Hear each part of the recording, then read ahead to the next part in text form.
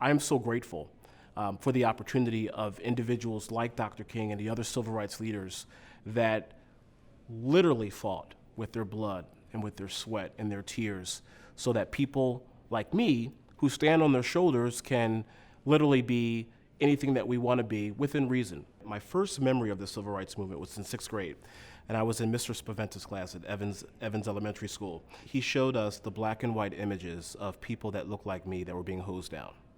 He showed us images of people that looked like me being attacked with dogs. He showed us images of colored and whites only water fountains. And he also showed images of people that looked like me that had bloodied lips, broken limbs, body bags, because they were expressing their right to vote. I remember going home and talking to my parents about it, and they kind of nodded sympathetically and said, yeah, that's how it was, Robert. And you need to be thankful for all of what you have today, but you also need to be reminded that your grandparents, your cousins, your aunts, and your uncles that are much older than you lived through that. A fear there every single day that if you sat in the front of the bus, you could be reprimanded for that.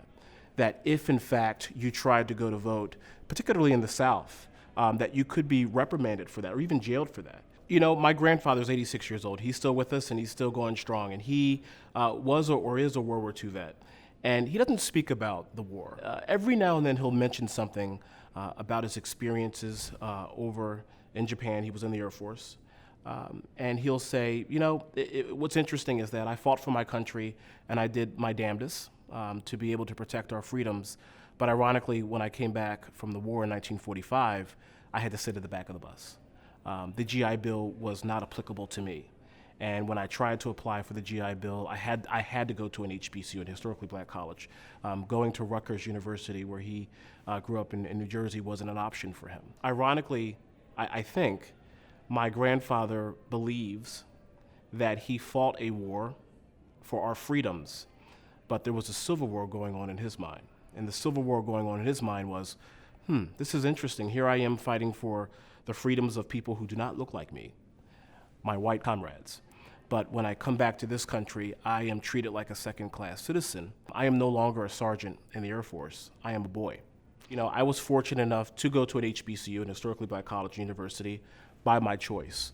But back then, it wasn't a choice. As I mentioned a few moments ago, that was your only choice. You had to go to a black school. You had to go to a black hospital. You had to go to a black funeral home. You had to literally stay within yourself because there was no other choice. And now you fast forward to today in the 21st century, we now have that choice. But I feel like I do have a responsibility as a black male to be able to be a mentor, to give back to my community, to try to be some type of a big brother to individuals out there who may not have one. I'm often reminded, unfortunately, the reality is that even though Dr. King and the other civil rights leaders fought for people like me to have an equal playing field, the unfortunate truth is that it's not. To give you a prime example, I could be driving a fairly nice car, and I could literally be going the speed limit, 65 miles an hour, and I could be pulled over.